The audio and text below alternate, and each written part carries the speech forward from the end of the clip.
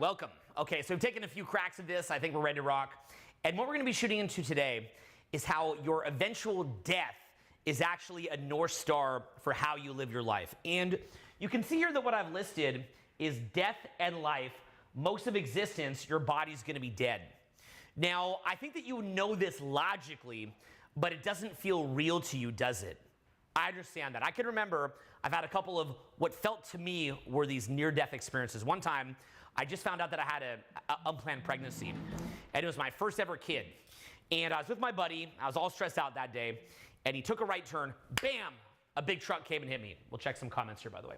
What's up, guys? So big truck comes and hits me. Saying hi to you guys here. Miguel, Phoenix, Kyle, Broski, Hayes. What's up, guys? So big truck comes and hits me. Kind of crazy. And then basically what happened was I literally believed I was going to die. Now, that was a weird day for me because seeing, wait a minute, I'm actually going to die, and I was in this really, really bad mood, I realized that that entire bad mood that I had was completely, utterly pointless. There was no point at all to me being in a bad mood. And it was weird, but I was in such a bad mood that day when I got hit by the car, and I sat there, I woke up, I was bleeding, I had glass all over me, I was all cut up, I couldn't breathe, and I thought I'm going to die. And I realized, wow, look at how I stressed myself all day today. This didn't even matter at all. I realized that. In that moment, what I realized was that it was the people who I cared about and the positive legacy that mattered, and nothing else mattered. Now, when I had that experience, like many people I know who've had these near-death experiences, and it's arguable whether or not you'd call that a near-death experience. I was in bed for about 2 months after, but it doesn't mean it was near death. I just thought that I was going to die, so that's why I called that. A lot of people have that experience, and much like, you go to say like a really good Tony Robbins seminar, and it's completely clear what you need to do with your life, but then you may not remember it when you come back from the seminar, or maybe you watch some kind of documentary on going on a diet, but then when you're done with the documentary and that really good cake is in front of you, you just forget. In the same way, even with a near-death experience where you're in bed for 2 months after, sometimes you can still go back to being very petty, very self-involved, very focused on the smaller picture, and you'll think to yourself, wow, I can't believe that after all that I just went through, I'm still focused on this smaller picture. It almost gets frustrating.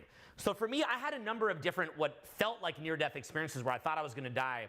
And it was clear as day to me when I would have those experiences that I was being petty, that the things in my life that mattered were irrelevant. I could see it so crystal clear when I would have these experiences where I was completely convinced that that was it. But again, life comes back. You get in your negative mood. You get petty. Somebody craps on you. You get some kind of a problem. And what happens is that you begin to forget that this stuff doesn't matter. So in fact, in the comments here, what I'd love you guys to write, I would love you guys to write right now some areas where you get very, very petty, and you get to the point where, okay, write this down in the comments, I'll read some of them out. Write down where you get very, very petty, and you forget, if you knew right now that you died tomorrow, you wouldn't care about this at all, but you get so trapped in your head because you feel like life's going to go forever, and somehow you believe that by getting angry about things, somehow that's going to make it better. Like there's this eventual reality where by getting mad about this is going to fix it, and you're going to have this perfect life, okay? Write some things here that you think, that kind of bother you, okay? Anything here that bothers you, write it here. I'll read out some good examples if you have any, okay? So Shannon wrote IGE, and I'm going to say that because he wrote a spelling mistake, and, say you write a spelling mistake and you're like, wait a minute, I wrote a spelling mistake on a live broadcast. Literally, that could annoy you, right? Somebody here says, when my friends have something to say about every little thing, or that's Nick, or Nurupam, I can't pronounce that, looping on negative thoughts. Mocha God, he says, annoying roommates. We see my brother's lazy habits, what people said, how I look. Okay, there's a number of different answers here. Traffic is another answer. Okay, business is slowed down by 50% is another answer.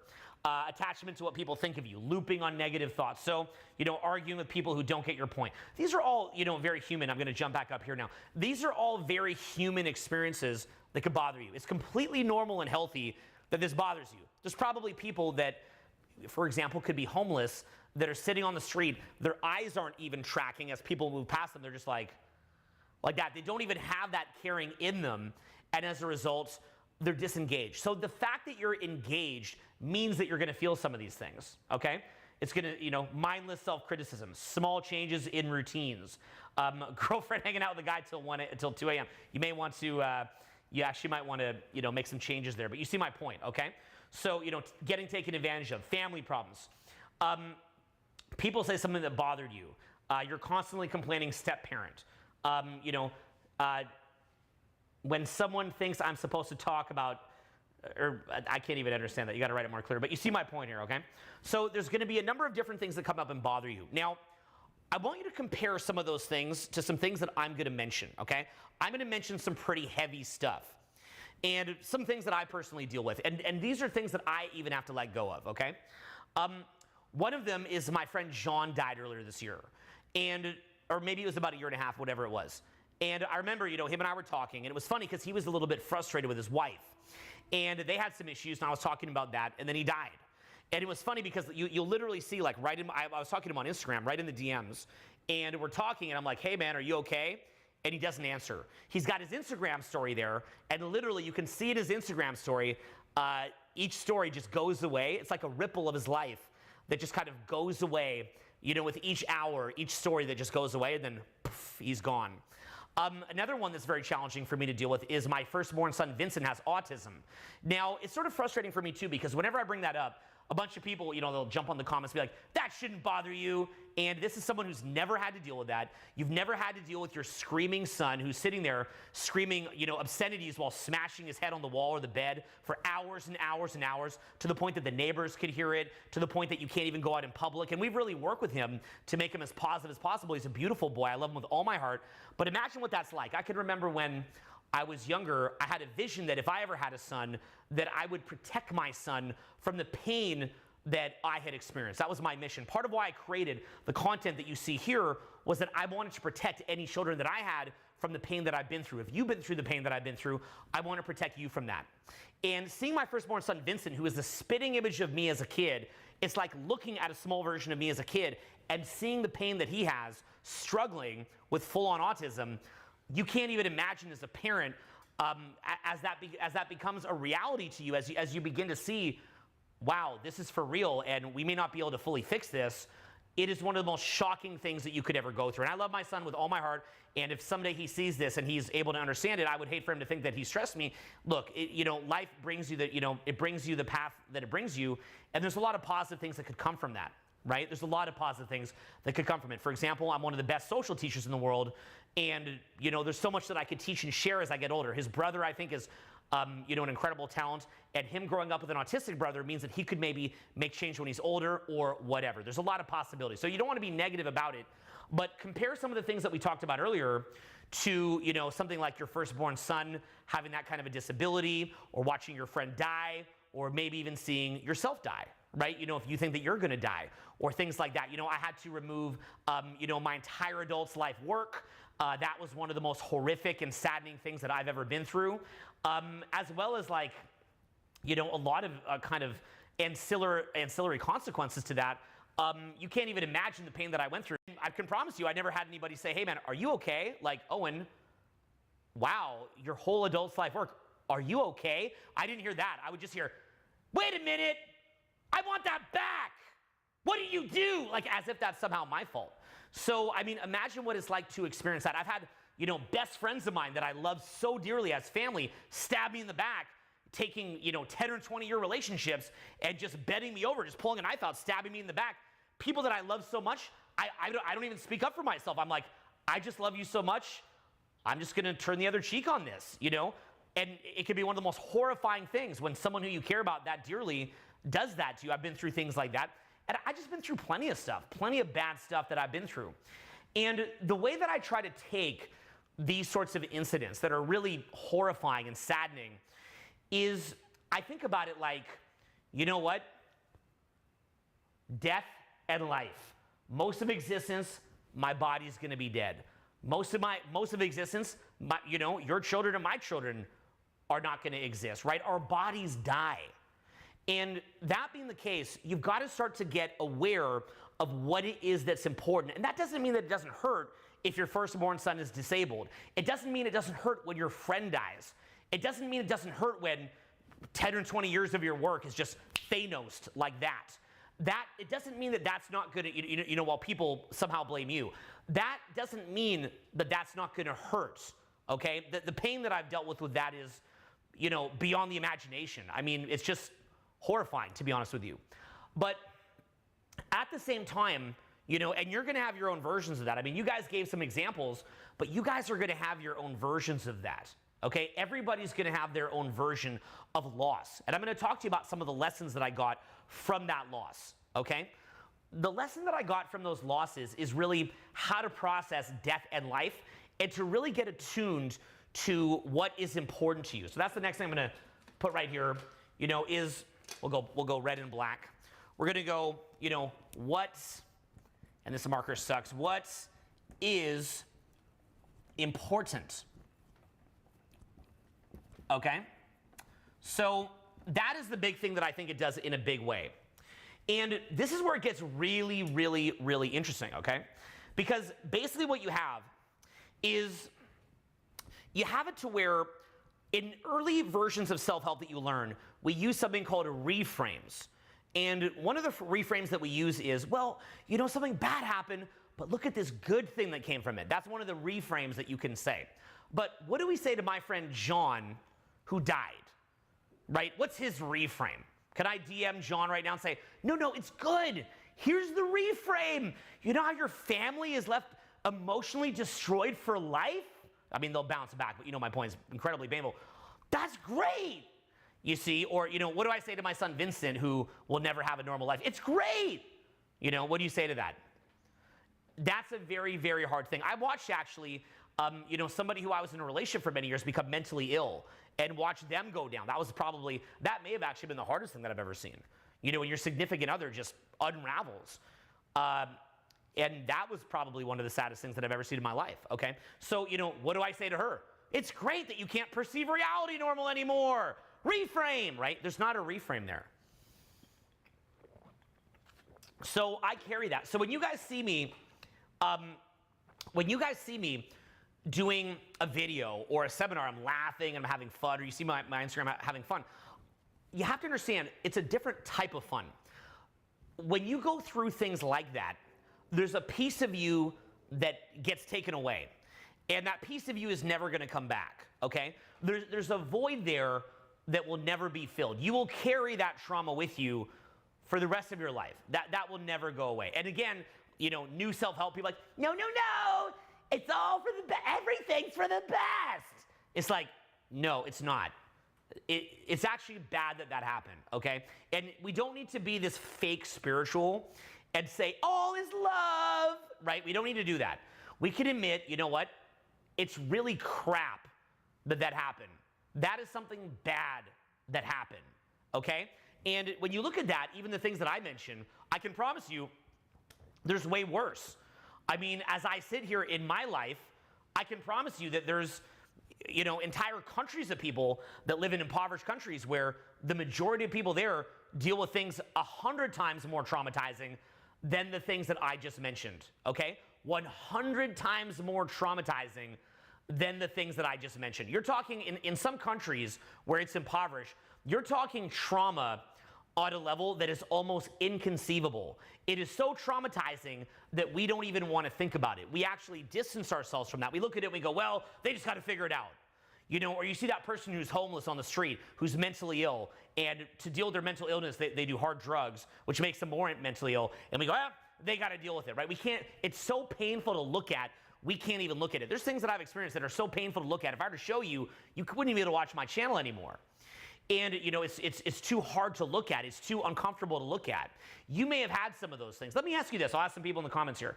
Is there anybody here who might have had those kind of experiences? Is there anybody here who might have experienced that, in here? Maybe some really, really horrible things that you've experienced. Things that are much, much worse than the things that I said that annoyed you, okay? Is there anything like that? Okay? And look at some of the idiotic comments here, like Mr. DeCumbo, bro, just disidentify from form, right?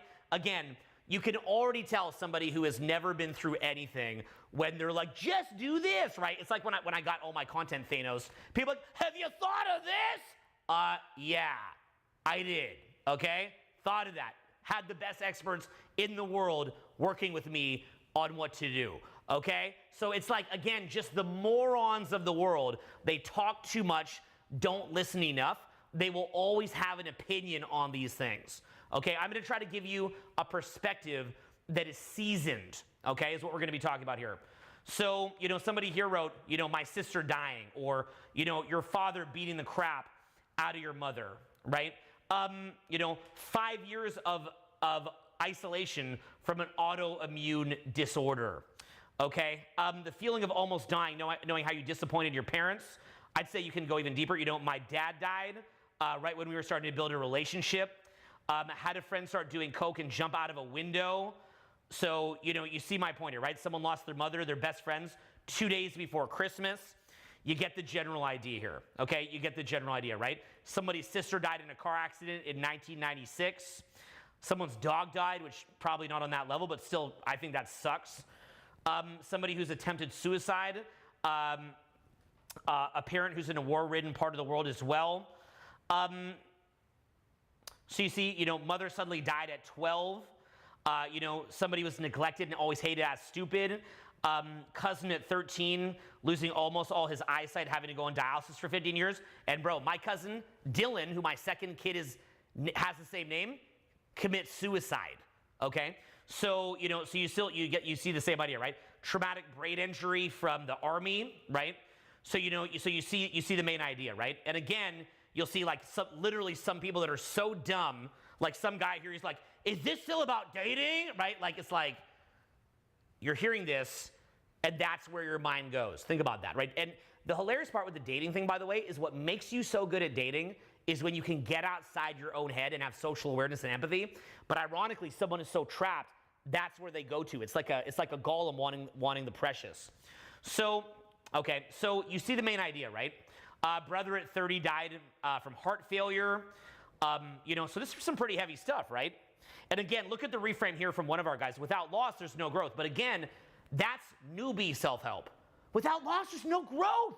Your family, a bunch of them died, but then you got to grow, right? It's like, you got to grow, so it's all worth it, right? Very egocentric. It's okay at a certain point to just admit something sucks and not need to reframe it. That's just something that happened. It sucks. There's no reframe. But what are we going to do with it? And even if the thing that we're going to do with it isn't as good as what could happen before, that's fine. Life is life, and we got to do something. We can't just sit there doing nothing, okay? Sitting there offing yourself is not the answer either. So we have to accept these things and see what it is that we're going to get out of these hard things, okay? So that's the main thing, okay? Because there's going to be a point where there's going to be bad stuff that's going to happen, and all my little self-help reframes are not going to reframe it for you. There is no reframe for certain things. All that you can say is, this is what happened. A, how can I accept it? And B, what am I going to do with it? And a lot of times you can do something very powerful with it. So let's go back again to basically death and life. Most of your existence, your body's going to be dead anyway, and that centers us on what is important. So a lot of life is suffering. And what that's going to mean, okay, as life is suffering, what that's going to mean is that it's going to put us to focus on what is important. And what it did for me, okay, I'll tell you, while I would never have chosen what I went through, and frankly, a lot of what I went through was seeing other people go down, so I would certainly never have chosen that. There's always going to be some kind of a flip side of the coin. So I'll tell you what it did for me. I remember when I was younger, I had a lot of need for approval. I wish that I could control everything. I had an overwhelming need to feel safe. Sometimes I would attack myself. Sometimes I would be trapped in my head not knowing what's going to happen. Sometimes I would be very attached to situations. Now look at some of those there, okay? Let's have a look at some of those. So again, we have control. Right here, control. I think the board got wet or something. Control.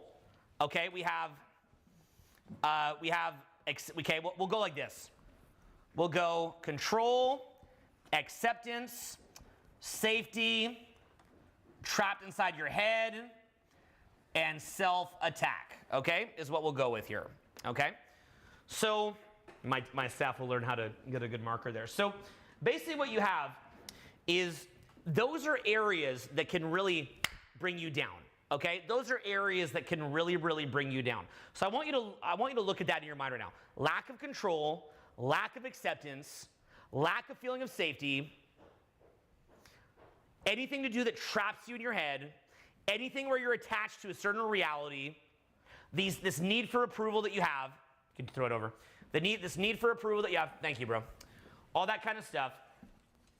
And so basically what happens is that this literally, we're going to get a better whiteboard soon for these two. We're going to, literally, these things, they really, really hold you down, okay? It's like, they're like a trap for your soul.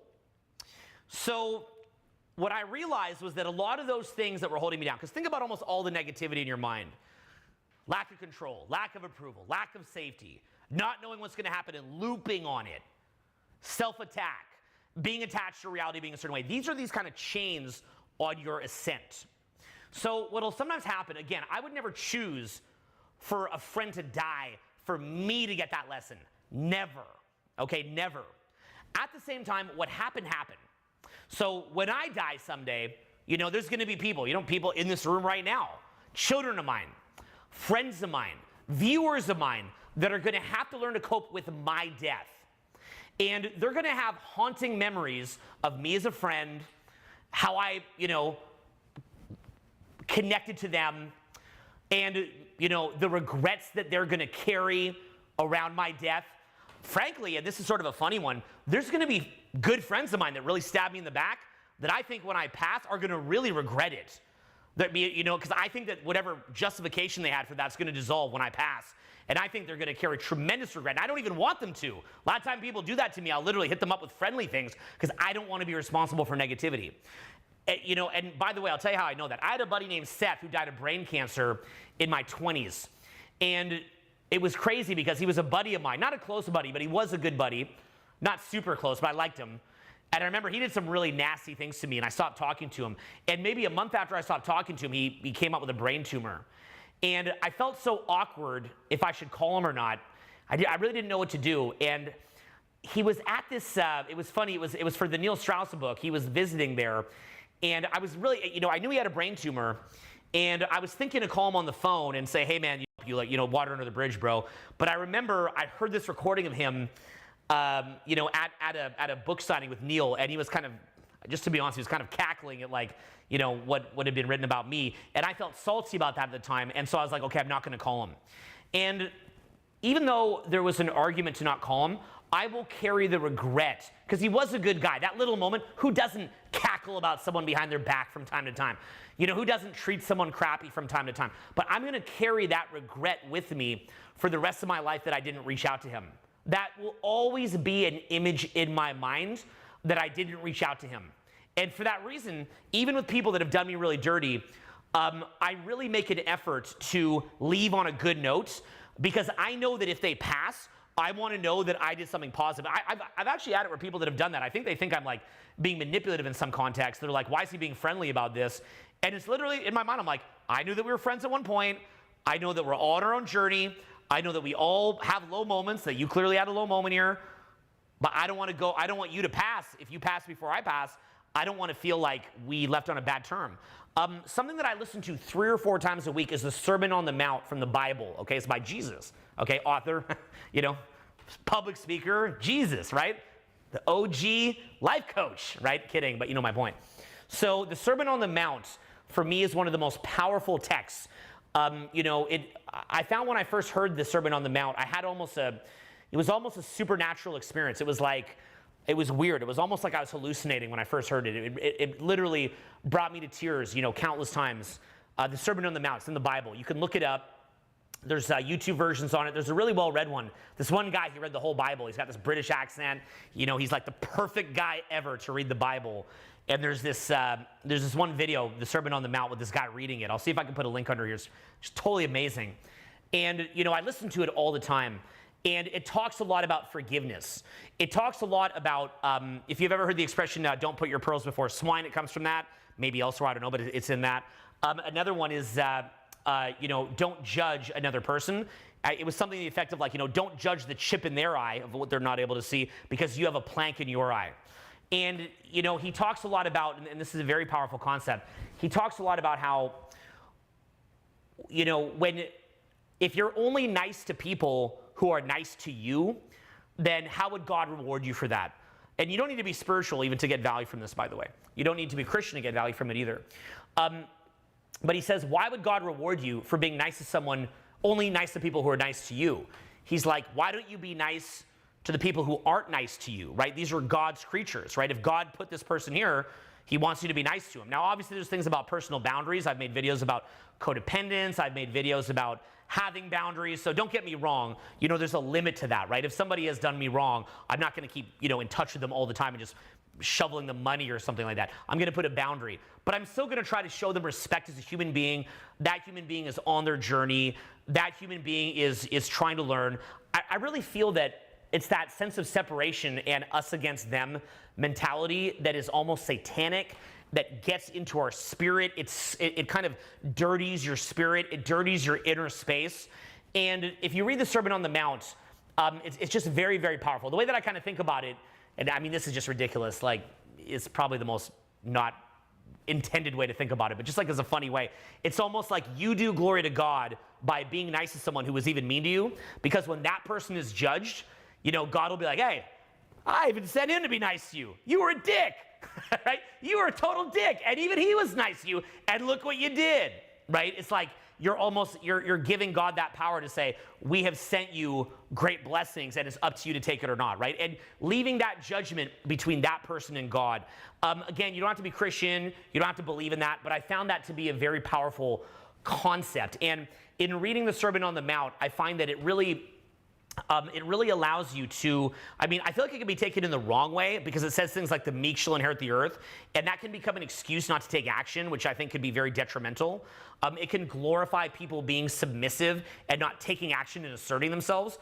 But I believe that if taken in the right way, what he's really saying when he says the meek shall inherit the earth, or when he talks about how there's a narrow road to walk to get to heaven. Again, you can think of it as metaphorical if you want. You don't need to believe in it wholeheartedly. That's up to you. That's really your choice. I'm not here to impose that on you. But there's something very, very powerful about that, where it's almost like a searing hot knife that just kind of cuts down, and it's just literally like it just cuts away the crap. And again, it's like, what is important? It really, really cuts away what is important, right? It's like, we had the marker not work. Okay, we're live. It would have been nice if the marker worked. I can sit there getting mad about it that we're live and, 20,000 people saw the marker didn't work, or I can remember what's important. But there's things like that with, with really almost anything, okay? So check that out, the Sermon on the Mount. I truly had one of the most, it was almost like a hallucination type experience. Some people will say that they, like the Holy Spirit entered their body. Like, I wouldn't really have enough knowledge to know if that's true or not. I'm not in a position to know that. I'm not trying to play, the guru on the mountain saying that. But that was really how I experienced it. Like, it was like, almost like I was hallucinating. It was like, I almost started hallucinating, seeing my life and seeing the pain that I had been through, and realizing, different resentment that I had carried, different pain that I'd carried about life, and realizing how petty I'd been. And I felt like I'd even been a lot less petty than most people. I felt like I could even be a role model for not being petty, and yet I could still see whatever remnants of pettiness were in me. And, like those last chunks that are still very, very significant that have to be kind of cleaned out. And that's why I will re-listen to the Sermon on the Mount on a regular basis, is because it's really something that it really cleans me out. And, it really brings things into perspective for me, the different pain that I've been through, and, how to clean that out, and to realize that this is just a short experience, and this is not what's so much important, even though it is important, and we want to make the best out of life, and we really should. But we also have to remember that, there's something deeper than that, and the big key is, like, try to not let these things that happen to you in your life, touch that deepest part of yourself. Right? But touch that, touch that deepest part of yourself. Try to not let it pollute or touch that deepest part of yourself. I'd like you guys to write down now, is there anything that you felt where, and write it down, where honestly you feel like you're carrying resentment and you're struggling with letting go of that resentment, where maybe people did you wrong, or maybe you're focused on petty things and it bothers you that, you know, you're struggling to let go of that resentment. Write some examples of that. I'd love to read them out. I really appreciate the comments, actually, okay?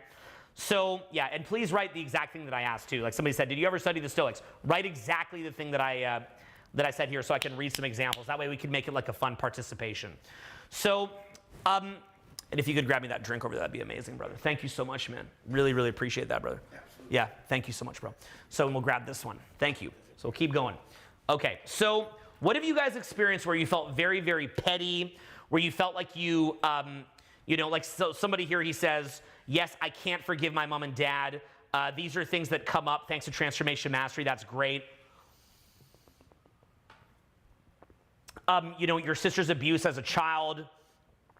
You know, a complicated love triangle with an ex-best friend. I've had that happen. I had a very good friend.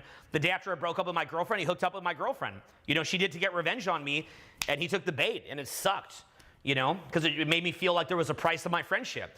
But, you know, like I didn't care that he hooked up with the girl I broke up with. I didn't care if I ever saw her again or not. But it bothered me that he didn't know that I didn't care. But, you know, our friendship was never the same after that. I forgave him, but I don't know if he ever forgave himself. I tried everything to help him to forgive himself for it. I was maybe salty for a minute. Yeah, there's some good comments in here. Struggle with resentment from circumcision. I think that guy was on my Instagram at one point. He's obsessed with the circumcision. Just let that go, bro. You know, a twin brother who bothers you for competing. Nurses abusing authority. Resentful for your dad and how he would see his negative habits and tendencies. Didn't have friends, so feeling worthless. Someone got arrested. Baby mama in Mexico threatened to never let you see your daughter. That's a common thing a lot of people can deal with. It sucks. Somebody who wasn't a true friend. The feeling of being judged for how you look. The feeling of being harassed by a step-parent. Bullying. Fake friends. Dad who's not willing to grow. A lot of us in the self-help community, we struggle with our friends not being willing to grow. It sucks. Can't forgive yourself for failing with your own integrity or betrayal. Drug use. DUI. You know, mother being bipolar, letting girls go. You know, someone wrote getting blown out of a 3-set, hard to go out these days. He's kidding around. You know, kicked out of extremely close friend circle. Nurses laughing at psych ward patients. You know, can't forgive yourself for hurting your parents. Obsessed with hypocrisy of the media. Hey, I've been on the receiving end of that, no doubt. Go do a search for me, see what you find. Self-doubting yourself for not taking action. Someone says he's mad he doesn't have a beard like mine. I'll trade you the hair on your head for my beard. So, okay, so you see the idea here, okay? There's all things of resentment that we can deal with, okay? A big one for me that I've struggled with is a lot of my friends who I shared my best memories with, unfortunately, I also worked with. And, you know, and a lot of times they would put a kind of a price tag on our friendship. And it would really suck to see that because you have all these great memories. Like you think back to your life and you remember like you with your friend, like having all this fun, and then you kind of remember where it ended. And then you might have different significant others and you remember all this fun, and then you remember how it ended. And it can actually pollute your space of memory.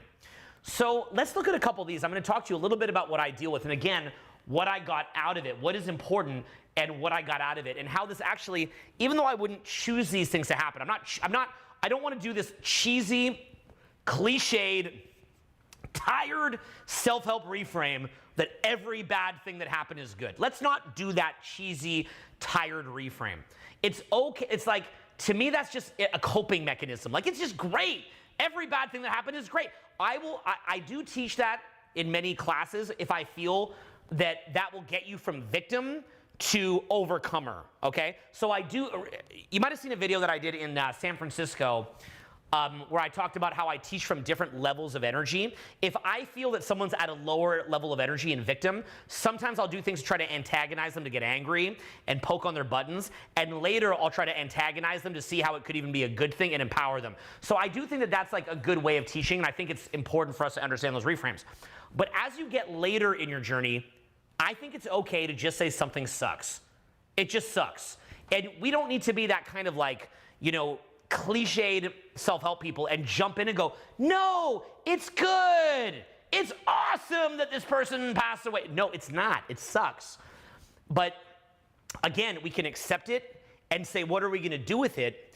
And in many ways, we can use this as incredibly, incredibly powerful leverage, okay? The hardest things that I've been through have become, you know, ridiculous amounts of leverage in my own life, okay?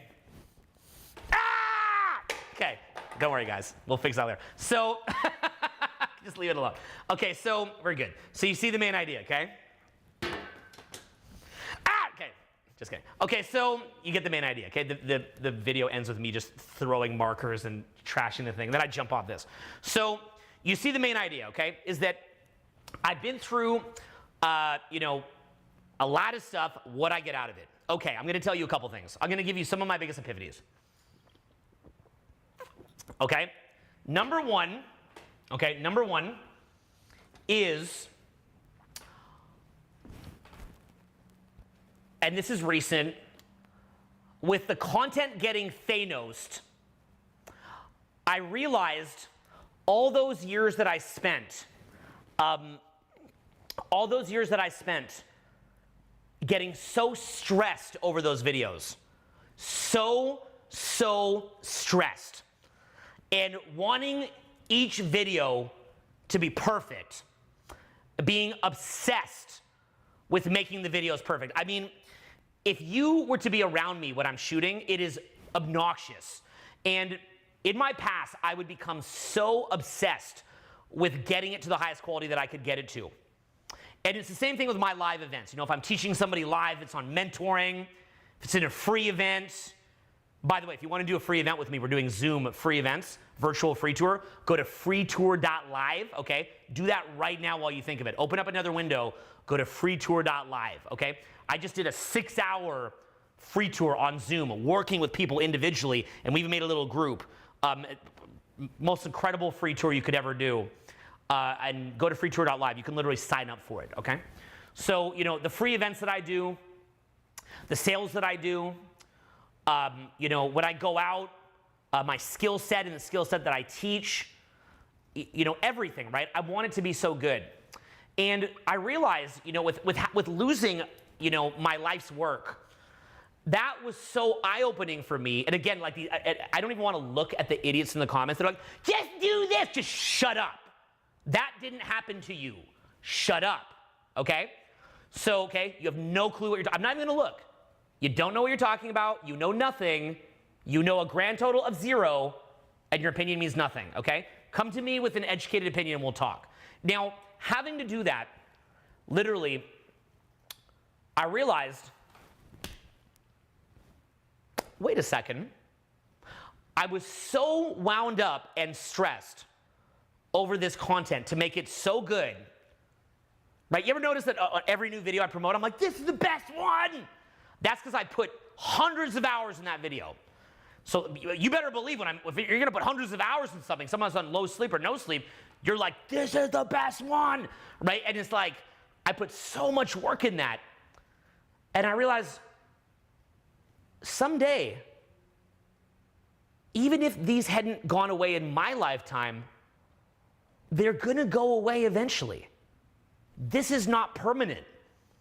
Even if this is around for a certain number of years, it's not going to really be permanent. What was important was the journey of making the videos. That was what was important. That was what I took from it, was the journey of making the videos. And in many ways, I conquered thousands of personal barriers to make those videos, thousands of them. You know, but at the same time, if I could do it again, I wouldn't have stressed so much. Knowing that they wouldn't be there forever, I would not have stressed so much over the stupid videos. And that's a tricky one, isn't it? Because it's that level of caring, when you care that much about something, that makes you take it to that level, because you care that much. You know, I cared more about those videos than anything on that I could imagine. I put my love, my soul into those. And every live program I ever taught, and every free program I've ever taught. I gave what I had to give. I never cheated. They call it, you never cheated the game. I never cheated the game. You know, I came out and I gave what I had. Every video I did, every event that I did, I gave what I had to that. You know, I just gave what I had. I gave everything to those things. And you care that much, right? And you probably couldn't make it to that level if you didn't care that much. You couldn't bring what you brought if you didn't care that much. So it's a paradox because on one side, you care that much about bringing everything that you have to what you're doing. And that's a good thing. That means that you're engaged. That's good. But at the same time, you have to realize it's not permanent. And so in many ways, life, there's like the depth and the breadth, okay? The depth and the breadth. And the depth is the spiritual side. And the breadth is life on earth, this brief little moment, right? Go look up the galaxy. Go do a Google search for the galaxy. Look how huge it is. If you think your life is so significant, look, you got to treat your life like it's significant. But it's not what you think. Do a real search for the galaxy, okay? Do a real honest search for it. Now, I made a video on this topic. It was actually a video that I did when the lockdown happened, if anybody remembers that, okay? I was wearing that shirt that made me look like a Power Ranger. Now I'm wearing a silk pajama shirt as the follow-up to that, okay? I like to wear weird clothes. So if that one, I'm wearing this kind of sweatshirt where I look like a Power Ranger.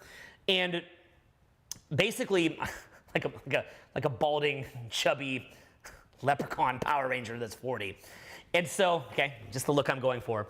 And so I'm sitting there in the video, and I started the video by saying, I think that a big challenge that a lot of people have in our society is we don't talk about death. We don't talk about getting comfortable with your death. And an analogy that I used in the video, I cut it right in the video, was this insane scene from the movie Apocalypto. And the father is with the son. They're in the middle of like Latin America, in the jungle. I think it was Mexico or something, maybe South America, I think Mexico. And this other tribe goes by, and they're terrified. And they're sitting there completely, utterly terrified.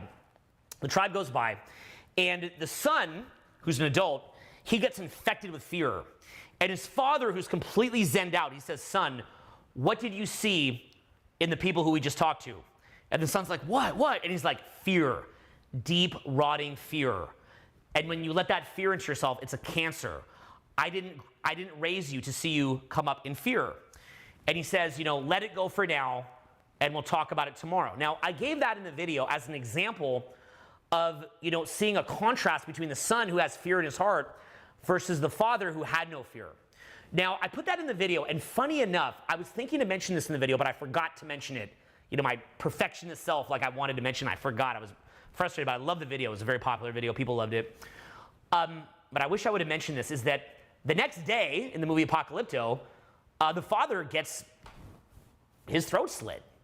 And so a couple people in the comments were commenting about this. They were like, but look what happens if you don't care enough. Look, the dad should have cared more. The dad should have been afraid. And I think that there's merits actually in that comment. And I also think that they're missing a bigger picture. But there's definitely merit in it. It was true. And I should have addressed it in the video. So here's what I would say about that now. On one side, if the father would have seen the alarm in the people that were leaving, he would have taken faster action. At the same time, that kind of threat had never happened before in the father's lifetime, presumably, you know, the way the movie looks. And you can't just go into this deep state of fear with every little threat that comes up.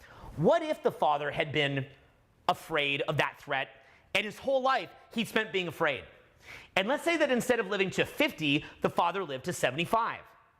You've got to ask yourself, what would you choose? Would you have a purified spirit living in the present until 50? Even in his own death, when the guy goes to cut his throat, he looks at his son, he says, have no fear. Would you rather be aware of every little threat and live like that until you're 50? Until you're 75? Or live how the father lived until you're 50? And this is really philosophical, isn't it? Because there's no right or wrong answer. Personally, me, I'd rather live how the father lived, because again, it's the depth. It's not the breadth. It's the depth. But you could make an argument that really the father it would have been good for him to at least recognize the terror that he'd seen in the eyes of that other tribe and maybe moved a little faster.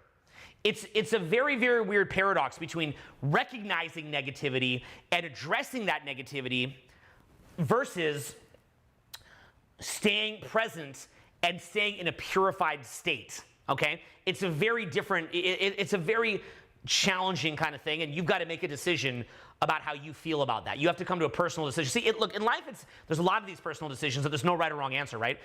You know, people will say, it's all about moderation. Kind of. I mean, if I say to you right now, would you rather live in your house your whole life just only on the internet or go out into public, but if you go out into public, you risk getting hit by a car? You'd be like, you know what? I'm not living at home. I'm not living my life at home in fear. I'm going out. If I get hit by a car, I don't care.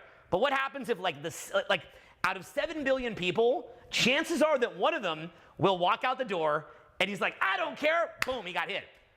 Truth be told, if that was you, you'd be better to just live at home and have a full life at home. Yeah, actually, that would have been the better choice. Now, I've known people who take tremendous risks. People who live their life very laissez-faire, totally taking risks.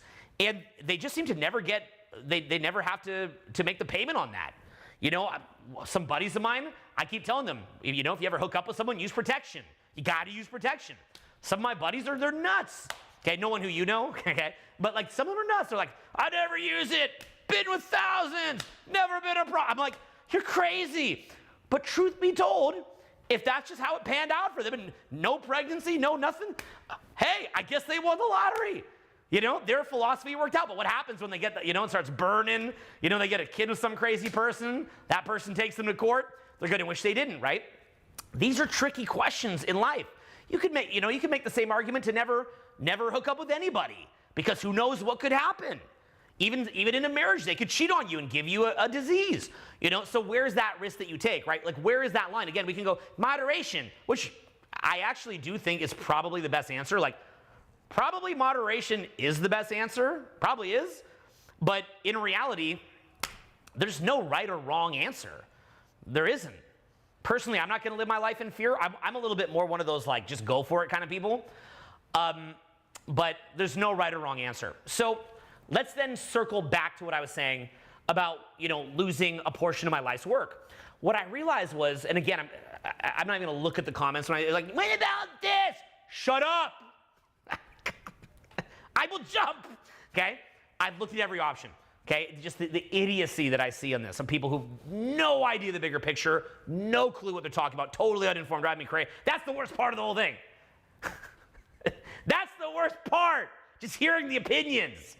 So, as if I didn't bring in every expert at all levels before going to that point. So anyway, okay, top of the top, but okay. So, all right, we'll let that go. Okay, so seeing myself doing that, here's what I realized. It wasn't about the people that I could affect forever because the world's going to end someday. It's about the people who I impacted when I was able to do it. I was able to make an impact at a certain point. And even though it will burn me for life experiencing what I experienced, I've got to focus on the people who I could impact, right? There's a great story where they say there's a child, you know, sitting in front of the ocean, and there's all these starfish, and the tide is pulled out, and the child is running around throwing the starfish back into the sea. And the smart adult comes and says, you'll never save all of them. You'll never save them all. So don't waste your time throwing them in the sea. And the child, in the child's wisdom, says, cool, just shut up, and just continues to throw them in the sea. I couldn't impact everybody who I would want to impact. And that burns me up. But I was able to still impact a lot of people.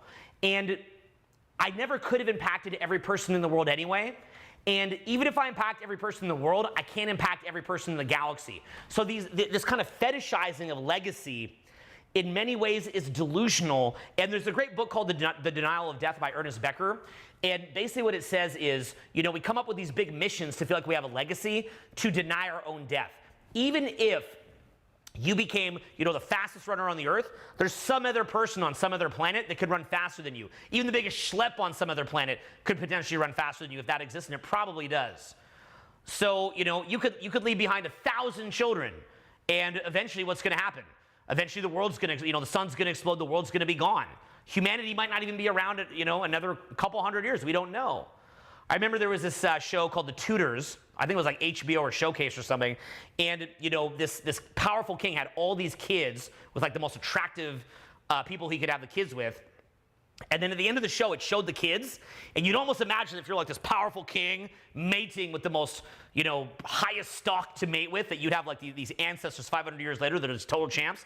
And the people they actually showed the real people that were his descendants, and they're just like, hi, Bear descendant, woohoo, right? Like total just like Joe Lunchbox. Like here you are, like I am the king.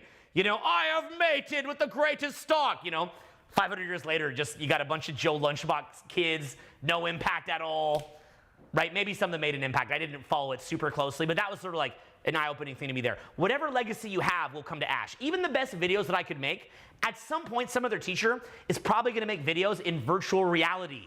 And then what is my crappy little, 1080p video going to look like on some reduced resolution YouTube screen? Now I do 4K. What's that going to look like when at some point other future teachers of human potential and social skills and all that are going to have the whole thing laid out in virtual reality, and I'm just some schmuck. Like, I'm literally the equivalent of like some black and white video that you saw from 1920s where it's like Charlie Chaplin's like, it's just like, it just, time goes on. You make this huge impact, time's gonna go on. So yeah, was I pissed? Yeah, more than I could ever, there's nothing I could say in this camera that could show you how much that burned. But at the same time, it taught me, wait a minute, don't use legacy as an excuse to be negative. Don't use legacy as an excuse to get uptight. Don't use legacy or contribution or helping the world as an excuse not to stay aligned and to keep in a pure space internally. Was something that I got out of it. It's going to end. I'm going to live my whole life. It's going to blow by. And yes, I'm going to impact certain people for a brief moment of time, and that's going to be it. It's like these old villages that would exist in the 1300s or the 1400s.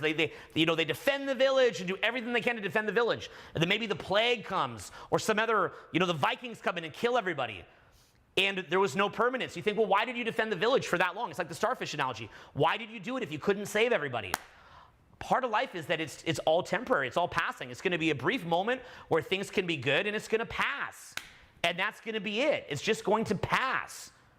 And that's it. So if I could change one thing, and this is how I want to change my 40s and 50s and 60s, if I even make it that long, again, I could be that guy that, the weed-smoking Uber driver in the Prius picks me up, put on your mask, right? He's all blazed, crashes in his little Prius in the Uber X. Ooh, smart me, I saved $4 getting an Uber X. And then, pop, right? The Prius, a tricycle hits it, the Prius explodes. You know my point. How many of you guys that own Priuses have people jump in your car, by the way? You ever seen a Prius, you thought it was Uber, you just jumped in? As soon as all the Ubers came out, I knew that Prius owners were in trouble. And I've jumped in a couple of Priuses by accident, okay? So you see my main idea, okay? So you see what it is that I'm saying here. Now, I would ask you here, what are some things that you thought were your legacy that you have used to become angry? What are some things in your legacy that you have used to become negative? You're like, I'm building something. I'm building an empire. I'm growing this. I'm going to be the best. What are some things that you've done and made that an excuse to become angry, to become negative, to become salty, and to pollute your inner space? What are some things that you've used? I'd love to hear some examples of that, okay? Give me some examples of things that you've dealt with like that. So, you see the main idea. By the way, Nico, you mentioned that we don't have the free tour. We have just done amazing free tours. Go to freetour.live. I did one that was 6 hours. It was completely incredible. People went nuts over it. And then Julian just did one this past weekend. And people went crazy over that too. Oh, no, he did his on Thursday. It was yesterday, actually. Go to freetour.live. Our next one will be me and Jeff, I think. Okay? We're going to do a great one on freetour.live. Go there now, put in the info, and you'll be talking to me personally. Like on these things at Zoom, we literally talk personally. Like you see how I'm reading your comments? In the real free tour, we're going to actually have like a real life conversation, okay? We'll do a plug on this one too, okay? So we just lost our battery here, but I'm going to keep going, and then they're going to put a battery on this thing, and then we'll get the comments back in a sec, okay? John, could you grab this for me?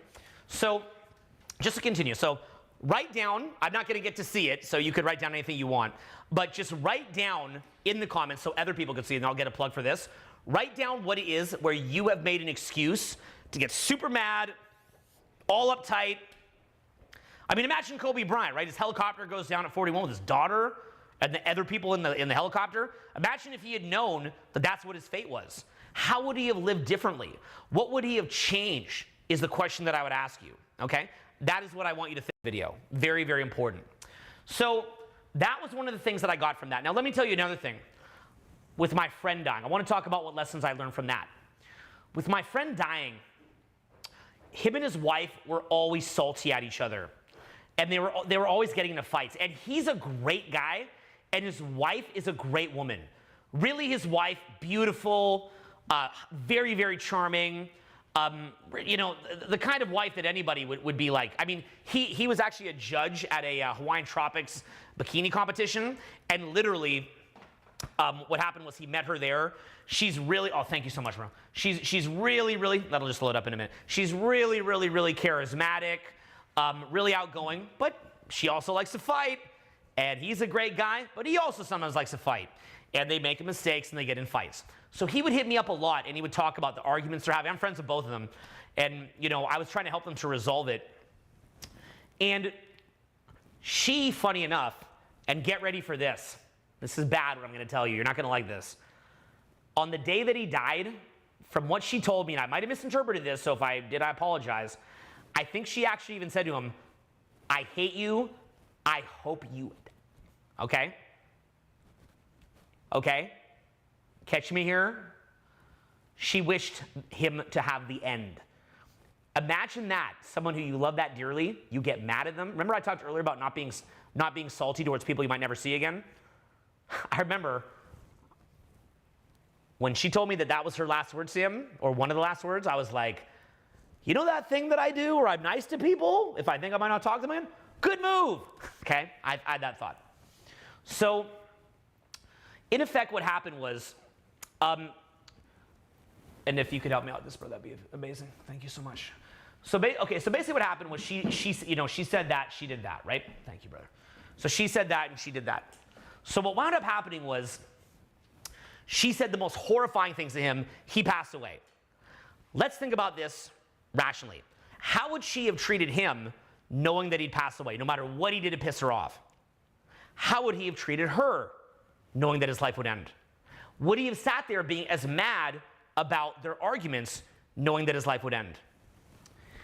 A lot of the time when someone dies, the low vibration energy, the trauma energy that you have around them clears. It's very, very clarifying. You might hate that person or wish the worst on them, but when they pass, that kind of shroud evaporates. And weirdly, that shroud over the things that you're mad about in your life also evaporates, right? I think the art to living and what death can teach us is to allow that shroud to evaporate. Oh, thank you. Amazing. We're back, guys. I can see everybody. What's up, George? What's up, Ollie? What's up, Kevin Tron 9000? Okay. So you see that main idea, okay? So I believe that what can happen is that literally it clears the low vibration energy. And the art of living is when we can allow that shroud to dissolve while we're alive. We can allow that shroud of negativity that we have towards our attachments, the lack of control, the lack of approval, the lack of safety, being stuck in our head, not knowing what's going to happen, the self-attack, the attachment to reality. If we can allow that shroud to dissolve as if we had just died, but in life, that's the art to living. If we can do our best to treat people the way that we would wish to be treated in life while they're alive, that's the art to living. And it's hard. It's really, really hard. Again, I mentioned the Sermon on the Mount. I've had it where somebody did some really bad stuff to me, like really low-level stuff. And sometimes when friends of mine do things like that, it doesn't just affect me on the friendship level. I start to just, to be honest, like, I can reach a pretty dark place with that stuff. You know, I can almost just sometimes just wish I was dead.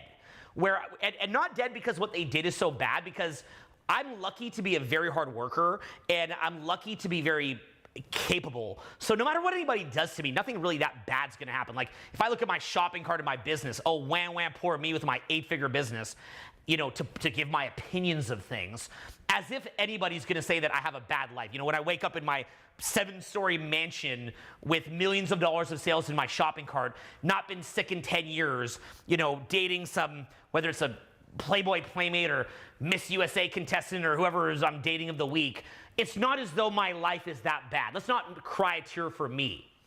But at the, you know, living in Hollywood Hills, right? Like there's so many ways worse than my life can be. But I sometimes just honestly just wish I'm dead, because I'm so sickened with human nature that I don't even, I can have these thoughts, but I can tell you how to beat them, by the way. So don't stop here, okay? Don't stop here. I can feel so sick with human nature and angry at the nature of our humanity that I'm like, if that's what humans are and I'm a human, and again, don't stop here because I'm going to show you the answer to this because I don't believe this, but a low place that I can go, if I'm just being real, is I'm like, I just wish I was dead. Honestly, I wish I was dead, because if this is what life is, that I'm part of this like species that is just so nasty and so backstabbing and so freaking petty, and that all these interactions that I'm having are freaking fake, and this is just the world that I live in, and then I'm just gonna die while the planet itself gets polluted. I just wish I never even came here, is a thought that I can have. I just feel sick walking down the street, looking at other people, and having these conversations, and just knowing that it's fake. You know, I've had experiences like, for example, with the Julian fiasco, where people that were friends of mine, like, I'm gonna be weird to some, I got a group of friends here, let me be weird.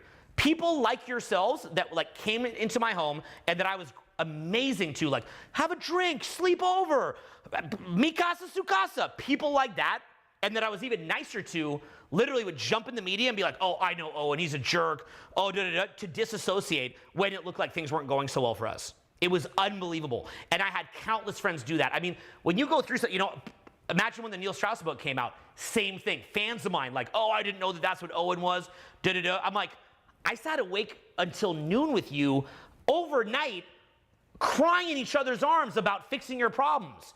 And someone just writes this and you believe that by default? Why do you just by default believe something someone wrote? I would have thoughts like that. You know, I'd feel feelings like that. Or, you know, some idiot releases some video on YouTube and someone's like, I knew it. I'm like, with everything I gave, you just believe what someone said. And I'm like, it makes me sick.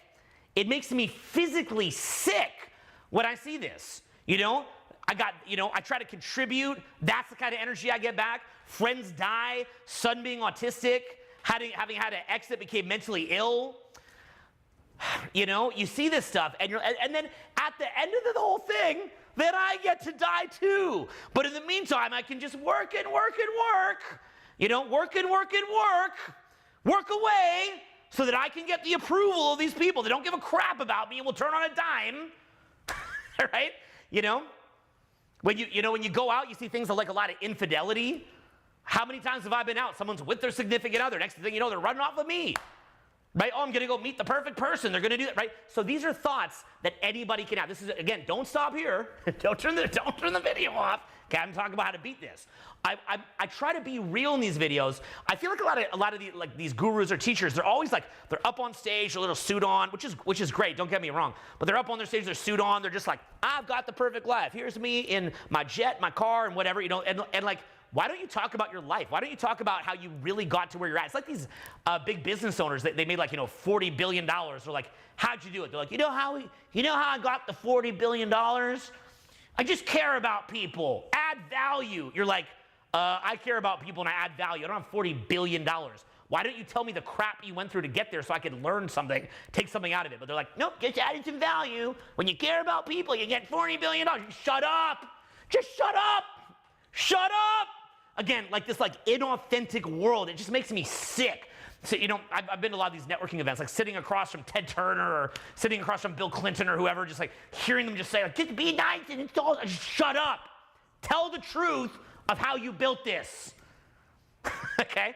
That's how, it's like, just the freaking fakeness that drives me crazy. The fakeness of knowing somebody you're talking to could be in their head conniving.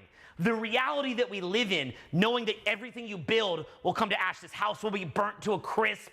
It'll be a bunch of dust in the universe. Eventually the universe will collapse back in and gone. How do you live with something like this, right? Do we just pretend it's not there? It's just not there. Everything's awesome. Manifest with the high vibration energy. That's the answer. Just be super awesome positive, and then everything's gonna be super awesome positive, everybody. It's gonna be super amazing, awesome, and positive. And that's just not the truth. So again, I teach at different levels of energy. So you could have me saying that. You could quickly whip up me teaching where I'm showing that. I love to teach in a different style, in a different way. I like to hit you with something you're never gonna forget. Okay? So I try to really leave it all out there. I try to really shake you up. Okay? Shake you up. Wait till you see the video I have coming out tomorrow. It's no idea what's coming. You're gonna watch this, your jaw's gonna be dropped. It's probably coming out tomorrow. I'm gonna try to wrap this video, go finish the edit on it. Okay? Probably got about 3-4 hours more editing on it. So I'll try to do it sooner. Actually, my editor's gonna kill me up late. But anyway, okay, so I really try to shake you up, and I try to get you really thinking. So in a world like what I described, and you could feel differently about it, you may have a different perspective. You know, you're gonna interpret the world the way you're gonna interpret it. So if nothing else, just take this as like, oh, that's how he's taking it. These are some of the demons that I've dealt with, and just seeing a lot of things. Okay, my life wasn't just like step 1, build seminar company. Step 2, count the cash. Step 3, it's super awesome. Everything is super awesome, and you can do it too, 997. Okay? That's not the life that I had. That wasn't the way that my life went. That's just not it. So a lot of my life has actually been more in this realm, processing what it is that I'm seeing and saying to myself, how would I make the best out of it? So again, let's review some of the earlier lessons, some of the earlier ones. Like I said, one of them was I built a legacy, and for years I got stressed. This has got to be perfect. We need the proper golden hour lighting. We can't just shoot in a room. It needs to be golden hour overlooking a city with the perfect delivery, the most tested content for it to be around forever. Okay? That kind of mindset, that's kind of energy I brought in it. Okay? Coming in there just gunning. Okay? Gunning. Okay? The way Michael Jordan would say, I'm going to be the best. Like just gunning. Okay? That's how I came at my content. So it was hilarious. You know, you gotta look at the cruel irony there, the hilarity, the lesson there of being like, hey, Owen, guess what? That stuff, we don't need that anymore. Bye-bye. And me just going, like, what? You know? Nope, bye-bye. And me like, what? Okay, and realizing, wait a minute. The truth is, if I hadn't had that kind of intervention, and again, this is a bit of a rationalization, okay, self-help rationalization, right? Here's what I learned. But you got to take something out of it. You got to accept it and see what you can take out of it. And here's what I took out of it. Thank God that happened in a way. Because it's not like that stuff is gone. It's not gone. You can find it. And ultimately, you know, it's around. It's not going anywhere. It'll be around.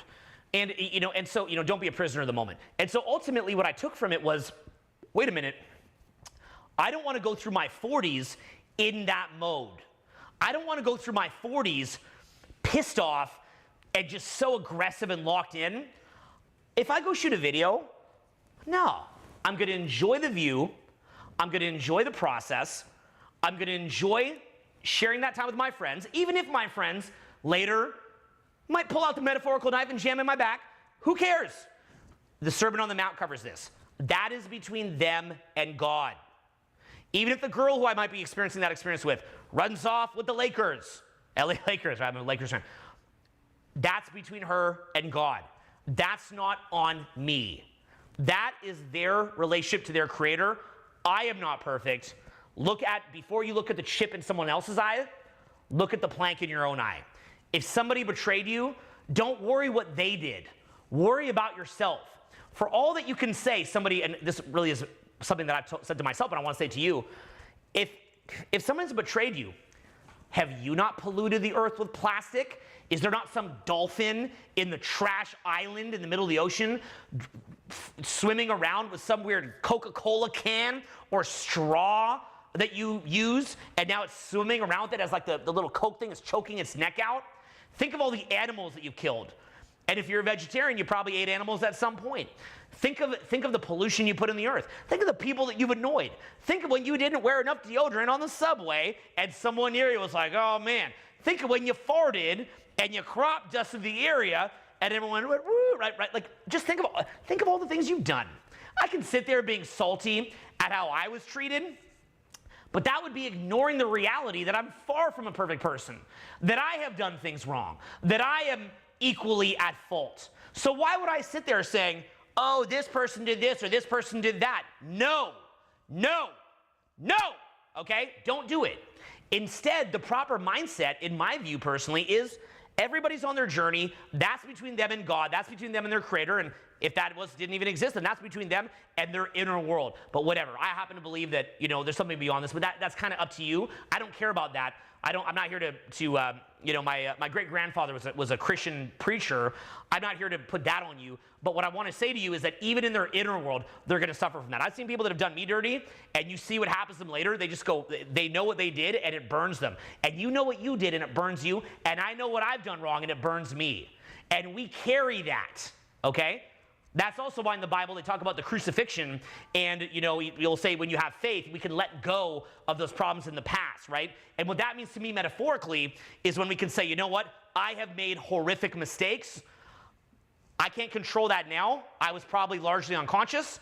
I will go into presence. I will awake. I will try to stay connected to my higher power so that I stop that behavior. That's to me, that's how I think about Easter, the crucifixion. That's how I think about it. It's like, I can't control what I've done. You can't control what you've done. Friends of mine, friends of yours, family of yours, they can't control what they've done. But the way that you stop that cycle is, again, connecting to your higher power. And as you stay in presence and as you're connected to your higher power, that's an opportunity right there to stop doing those stupid things that you do, okay? That's your best chance to do those things. So another lesson there, okay? So really, that's how I try to think about it. It's like if I'm going to be out shooting a video, because this would kind of haunt me, Like I look back at videos I shot with like friends of mine that like really let me down. Maybe like a girl that I was with that ran off with some other person. Eventually shooting a video that didn't even stick around. And it's like, what was the point of that? What was the point? And I realized, wait a minute, no. Even if it had stuck around forever, even if I'd been friends with those people forever, dated those people forever, what difference would it make? Everything is temporary. It doesn't actually matter. And by me being so locked in to, say, the permanence of the friendship, or the permanence of the significant other, or the permanence of the creation, in reality, that is ignoring that everything in life is a moment in time. It's just a moment in time. And so if you're trying to fix it at that level, and here's a really big key. When you're trying to fix it at that level, what's happening is you're trying to fix it at the level of breadth. Right? It's like the cross in Christianity. You're trying to fix it at the level of breadth, when really what you want to do is you want to fix it at the level of depth. So you can't ultimately fix that people will screw you over. You can't ultimately fix that the person you're seeing might not stay with you forever. You can't ultimately fix that your creations will eventually die or that you'll eventually die. But what is within your control is the way that you experience this moment right now. It's like Eckhart Tolle would say in The Power of Now, the now is all there ever is. And if I could have replayed it and have a kind of what you call a mulligan on it, right, another shot at it, what I would do is I would treat that situation so different. I would know that, the person who I'm talking to, I would know that they could maybe have their own selfish little world or do anything nasty, but I would love them anyway. I would love them unconditionally. I would give to them freely. And and that's between me and God. That has nothing to do with the reciprocation that they're going to give. That's between me and God. It is between you and God, the good things that you do. Right in the Sermon on the Mount, what it says is when you do something good, don't talk about it. Don't virtue signal that you're doing something good. That's between you and your Creator. What he says in the Sermon on the Mount is if you talk about what you did, you might get approval, but that's all you're going to get. So if you think about it, the people who I helped, if all that I care about is the approval, that's all that I'm going to get. And guess what? that approval comes and goes. One minute you have approval, another minute you don't. What I would do different is I would have gone into the depth of that experience. I would have said, this is a beautiful moment on this earth. I'm here. Let's say it was Chicago, you know. There's Chicago, the downtown is gothic. It's freaking stunning. I've tried to shoot a lot of videos there so you could see it. Hope you enjoyed it. I'm in this beautiful gothic area. It's historical. It's a beautiful day out. The air is running through my remaining couple hairs, you know, running through my beard. You know, I have friends here, and maybe it's going to pan out with them, and maybe it's not, and that doesn't matter. Because they're other human beings, I love them unconditionally the way God would love. I will love unconditionally, or I will strive to, even if I'm not capable of that. I will truly strive to. I love them unconditionally. They have problems, but I have problems. I'm not going to judge them for their problems. I'm going to forgive them, and the worse that they could even act to me, the better I'll act to them, although also have a boundary. Can't do that forever. Okay, we do live in the physical world too, but I'm going to try to treat them amazing. I'm going to enjoy this moment. I'm going to enjoy the process of creating this. I'm going to enjoy the process of the teaching. I'm going to enjoy the process of the editing. I'm going to enjoy the process of releasing the content, setting that into the universe. That's between me and God. Nothing of this will be permanent. Your life will not be permanent. My life won't be permanent. None of this will be permanent. This live stream, the internet that you're watching this on, the computer, the phone, the device that you're watching this on, the speakers you're hearing this through, the ears you're hearing this through, the eyes you might be seeing this through are impermanent. It's all going to go. So we can't solve this problem at the level of breath, right? The cross, we can't solve it at this level. It's got to be this level. What we can do right now, even if what I'm teaching you right now is pointless, I can teach you something, you might learn something from it. That's amazing if you do. But even if I teach you something beautiful right now, it's not going to last forever. But you can go into the teaching if you like it. If you don't like it, that's all good too. But if you like it, you can go into the teaching. You can let it land. You can let it wash over you. You can let it heal you, shift you, elevate you. Okay? We can go into those heavier things. And those heavier things, while we would never choose for those to happen, I wouldn't choose for someone to die. I don't care if I got a higher consciousness from someone dying. I wouldn't choose that. But when something does happen, we can't question God's will on why that happens. We can try to fix it so it doesn't happen again and value life, but we can't understand. That's beyond our understanding. We don't fully know what this universe is. So we have to accept it fully, and use that as fuel to move up, moving up, moving up, moving up. And in experiencing this, we can experience a more authentic life. In many ways, we're so afraid as human beings to die that we create this like perfect little funeral, you know, where you almost like pump the body up with weird fluids to make it look normal, right? We hide the dead bodies. And we hide the sick, we hide the elderly in many ways, right? Our society doesn't have that relationship to death. You know, you wear like little clothes and fancy stuff to look like, oh, I'm not some, you know, evolved primate. I'm this little person or whatever, right? We don't want to admit that, in effect, for most of human existence, you know, we were like kind of like this primitive species just running around with rocks and things like that, just surviving. And we're a lot less than what we are at a surface level of thinking of it, but we're also a lot more than what we are. There's more to you than you realize. And the problem is that that same thing where you cordon off death and hide from it and hide from those other experiences, or even use the cell phone thing, it's all for the good or whatever. In the same way, you can hide from your full potential. So what I would ask you is, again, realize death and life. Most of your existence, your body's going to be dead, and what is important. And what I would leave you with here is I'd say to you, if your spirit were to be free, if you were to leave this earth, this reality, how would you cultivate the perfection, or the closest that you can get to the perfection of your spirit? What would you want to look like? And I want you to imagine this no different than if you were getting big in the gym, okay? Imagine you're getting big in the gym. Like, I want bigger biceps. I actually got a lot bigger. I got a gym in my garage now. Okay, I want my biceps to be big, my chest to be broad, my shoulders to be broad. I want to bench press this much. I want to have this much of a squat rack. Write down right now, what would you want your spirit to look like right now, okay? What would you want your spirit to look like right now if you knew that you were going to die in a year? What would it look like? I would ask you that right now. Give me some answers on your thoughts. What would you want your inside to look like, your spiritual side to look like, knowing that this would happen? I would ask you that, okay? What would you want your spirit to look like? And I'll tell you a couple answers for myself, by the way. Number one, and this is sort of a weird way to think about it. I mean, this is like really, really, really weird, okay? So right off the bat, okay, so one guy, he said sculpted by the Greek gods, right? Another guy said clean and karma done. Another guy said Buddha. Another guy said godly. Another guy said look and feel enlightened. Another guy said divine, sublime. 8-inch spirit dong. That's my favorite. You know, like the entire universe, growing from failure, towering over mountains with a flaming sword, pure, hopeful and free, a bright white aura. I'd want to be enlightened, healthy and having clarity, energy, you know, and so on and so forth, okay? You see that idea? To serve others, to serve God. One guy says he wants his spirit to be shredded and tatted, right, but at peace. So, okay, glowing, freedom and joy. So, okay, so much love. You see the idea here, right? Flexible and loving. Some guy even said a giant bird. Another guy said empty. So it's funny how we come up with these different answers, right? It's amazing how we, you know, everybody has like a different answer. Here's how I would think of it.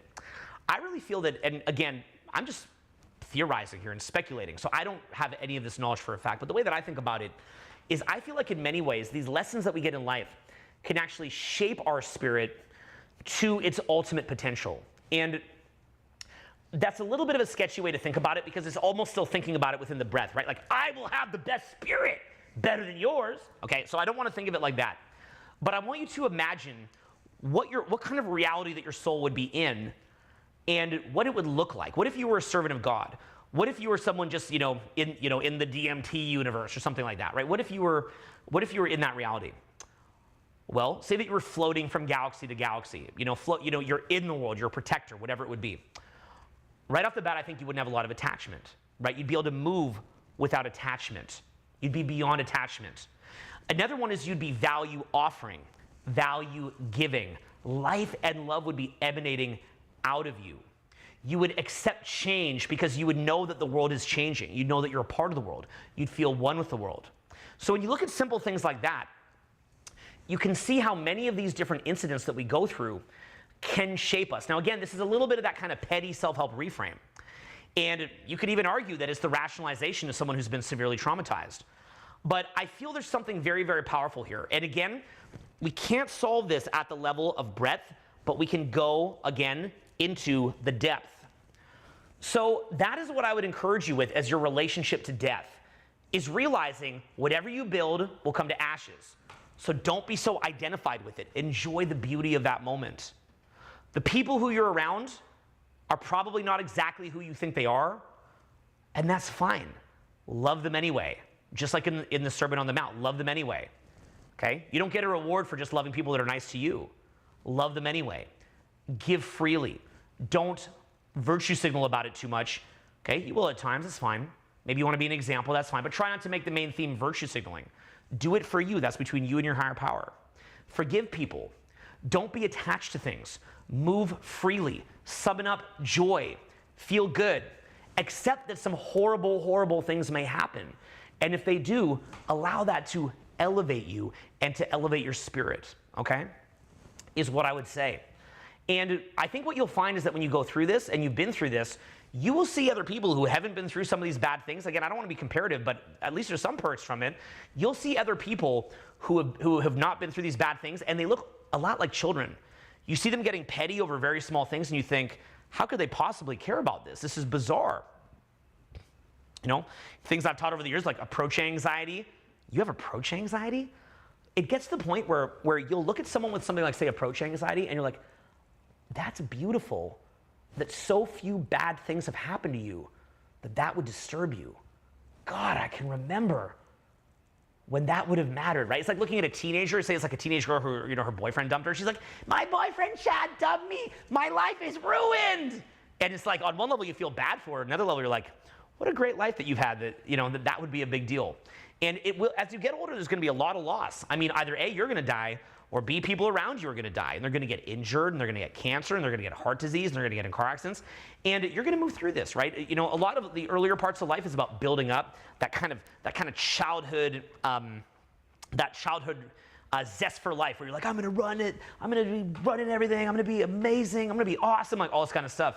And you get to the later parts of your life and you see, I used to be like that. I used to think I was going to be like so amazing. And I realize now this world's not what I thought it was.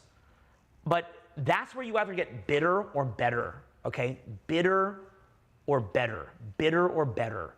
And your opportunity later in life is to grow into new levels of maturity. It is, and I didn't talk about this a lot in this one, but for one thing, it's to craft your character.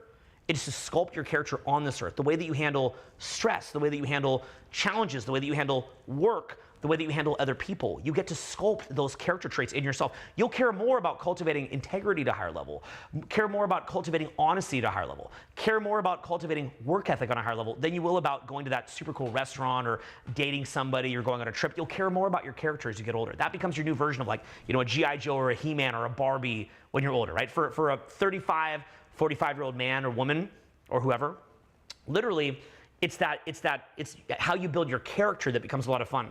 But it's all, and I didn't really cover that too much in this video. Perhaps it could be the next video. Well, think about that. But it's also how you cultivate your spirit. And it's a lot of this stuff that I talked a lot about here, death and life. Most of the universe of its existence, your body is not gonna be here. So don't be attached to it and use these experiences to see how you're gonna cultivate your spirit, go deeper. You can't solve it at this level. I think it's beautiful watching younger people in their 20s trying to solve everything at this level. It's hilarious, right? And I'm like, wow, they have no idea what's coming. I'll see them at like, Cancun spring break, foam cannon party, hooking up, having fun. I'm like, that's beautiful, enjoy that. But there's gonna be a deeper part of life that you're gonna experience later. You're gonna go through it and you're gonna be okay. You're gonna be okay. But you're not gonna, if you keep trying to solve it at the level of just the breadth, you're gonna get bitter and not better. And the key to all this is getting to a point where you're literally transcendent, where you're above this stuff, or not even above. Let's just use the word, you've transcended beyond it. It just moves through you like water. This thing happens. You don't even need to play a Zen Buddha character like, I am not connected to the form. You can cry, you can grieve, you can say it sucks. If you don't, you're lying. If you're playing character, you're lying. Of course it sucks. But you can grieve, but there's still that part of you in there that is awake, that knows that there's a bigger picture, and you can come back to yourself, and you can watch these things happen. And what happens is that at a certain point, because you've cultivated your spirit and your character, you can get to a point where you're projecting a better, more pure energy into the world, and you're not even so much as a fraction of what God is, but you can be, or you are actually, you're basically a fraction, but you're a very, very infinitesimally small fraction. But in this immortal human body, that small fraction that you are can emanate a very pure energy, a very beautiful energy, a very powerful and potent energy out into the world because you've had a chance to cultivate your spirit and to sculpt it, and you've had a chance to cultivate your character. And this can be something very, very beautiful. For me, often it can be just being in front of a crowd of 500 people, and I feel that energy coming down, and I feel it shooting out, or maybe I'm doing infield training and I just feel myself, without the slightest approach anxiety, free associating, funny, light energy, bouncing through the club, bringing my student with me, showing them the mastery of it, showing them the beauty of the craft, elevating them, watching them go into a negative space and just looking at me in the eye and say, come back, come back. Bam, they snap out of it. Almost like when I read, the Sermon on the Mount, it affects me deeply. When you really work on this, you can affect other people deeply.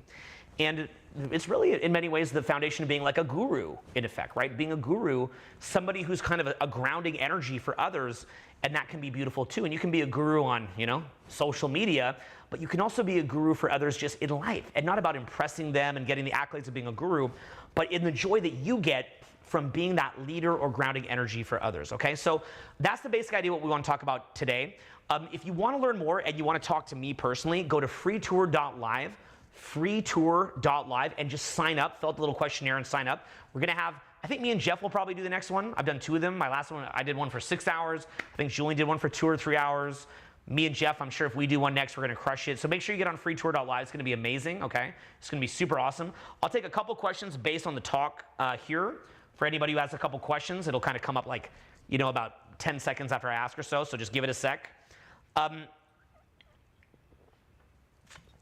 But yeah, just any questions that you have, okay? Any questions that you have here, I'm happy to answer any questions. That's kind of the beauty of doing it live. And then I'll do a couple questions and then we'll wrap up, okay? So come out with guided meditations. I'll do that at some point. I'll do that. I'll let you reflect on this, but I have some really good guided meditations. And these are questions on the subject matter, by the way, okay? So somebody said, how do you build a strong work ethic? What I'd say to you is, let's keep on the subject matter that we have here, okay? So,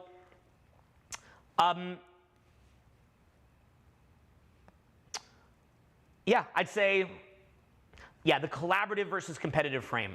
That's something that I've talked about in a big way, and that is really what I'm addressing here. I'm showing you a little bit more of how to get there. So you can watch my video about collaborative versus competitive frame, okay?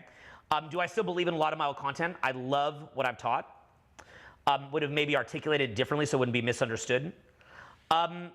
Intense emotions, how do you deal with it? It's a lot of what I'm saying here. You know, it's a lot of what I'm saying here. And, you know, someone said, how do you believe in God when you're so heavily invested in science? I've had a lot of personal experiences. I've had a lot of, you know, visions and hallucinations and things like that. I've seen things, right? People always ask me, like, why didn't you do hallucinogens? I'm like, you know, that just happens normally, right? I don't want to disconnect myself from those experiences. I've seen things, right? So, but I don't like to talk. I think when people talk about that, it's super weird. They use it to try to get this weird authority, this creepy authority over you. Like, I saw these things. Stop. But yeah, I've seen a lot of things. That's my honest answer. I almost wish I didn't say it, but that's my answer. So yeah, anything here that's really good on just this topic. I'll maybe do one or two more. How do you get yourself out of a difficult situation in life? Well, see, what I talked about here was transcending it. Okay, transcending these situations. So that's what I'll leave you with, okay, is that main idea of transcendence, okay? And that's what this video is about, is transcendence. Again, I like to make every video different. Some videos I just want to crack jokes all the time. Some videos I want to be like in a really fun state and kind of just joke with everybody and be playful, carefree. And some videos I want to get a little bit heavy. I know that there's people on this that will watch this that have been through horrifying things, and just seeing somebody joking around or giving you a reframe, that's not going to cut it. So I wanted to make something here about death, about pain, about your hardest moments, to kind of get you through, to reach out and send a lifeline. I've been there with you. You might have been through worse than me. I might have been through worse than you. Good buddy of mine, he went to jail for 8 years. You know, came out of it. He's seen things in there so horrifying. Stuff, he's seen worse. So, you know, everybody's going to experience different things. I wish you the best not to experience those things, but if you do, this is a lifeline from me to you. I love you very dearly. I care for you. The people here in this community care for you. And there's levels that you can go to come through this. And again, it's not going to be in the breath, although it could be some lessons. It's going to be in the depth, okay? So I love you very much. We're going to wrap up. Love to see you on the free tour. Go to freetour.live if you'd like to see me on an upcoming free tour. They're really fun. I've been having a great time with them. And thanks for being here. Hope you enjoyed the seminar. And I'll see you soon.